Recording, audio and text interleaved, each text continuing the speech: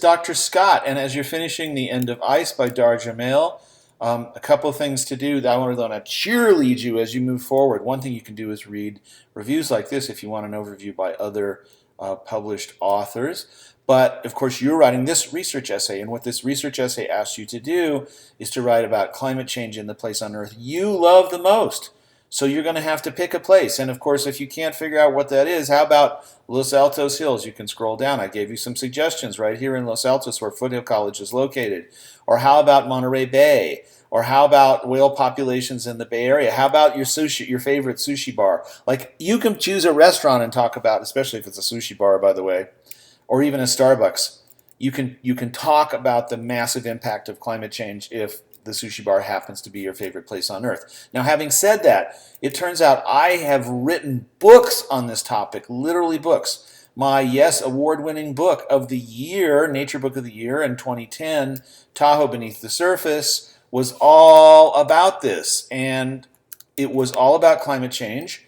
It still is all about climate change. And if I have to, not if I have to, when I get a chance, I will be updating the book, and I'm going to have to do new research because everything is changing fast in the world of Lake Tahoe also. Here's a little video from CBS News about how climate change is impacting Lake Tahoe's crystalline waters. We'll listen to just a little bit. A bike ride and going swimming at the lake.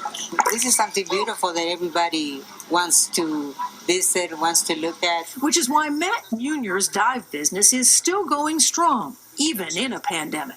Exceptional clarity. Lake Tahoe is the cleanest, most wonderful lake, I think, in the country. Now the bad news. Lake Tahoe's not as clean, not as clear as it used to be when he moved here over 2 decades ago. The clarity was better. Yeah. Oh, yeah, absolutely. The thing that we're noticing more and more is down on the rocks. You're getting this strange algae. Climate change, scientists believe, has affected the water temperature and thus the clarity. Okay, so you begin to see how I could write a paper for this essay, and you don't have to have written a book before that. Now, I'm also in my other life as a researcher writing. This is my Facebook page. You can join. You're welcome to friend me on Facebook, but it doesn't change your grades. Everest and climate change is my current topic, so that's my banner on my Facebook page. I have been pretty close to the top of the mountain, about right there, and but that was many decades ago. And so I'm writing a book about the incredible impact of climate change on the Everest region.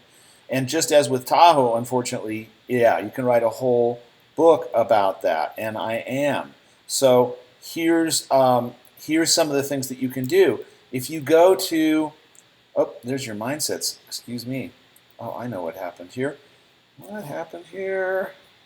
I know what happened here. There, that's what happened. So if you go and you Google Everest and climate change, what you find out is there's a bunch of articles already written just very recently, November 2020, Into Thicker Air by the Smithsonian Magazine, our Smithsonian Institute, one of our most important museums in the United States, and a really prestigious magazine. Perfect to quote in a college-level paper.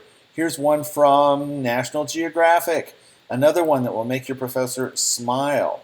So no matter what you're writing about, step one, in addition to reading Dar Jamail's book, is to choose the place that you want to write about, and you put in climate change there. So if you say San Francisco and climate change just randomly, you'll find that you get many, many suggestions. Now, of course, this is Google. Some of these are going to be paid ads. Some of these are going to be anti-climate change, for me at least, propaganda, although you're welcome to include naysayers, and you should.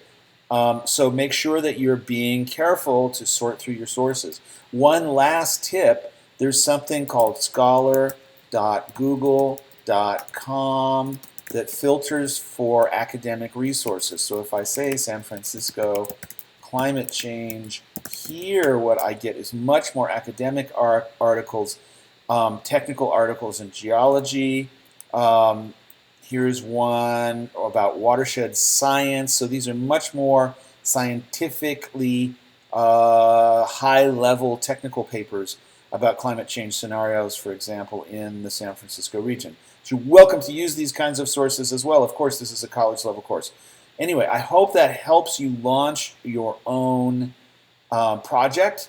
And I can't wait to find out what place on the Earth you love most and what you found out about the impacts of climate change right there.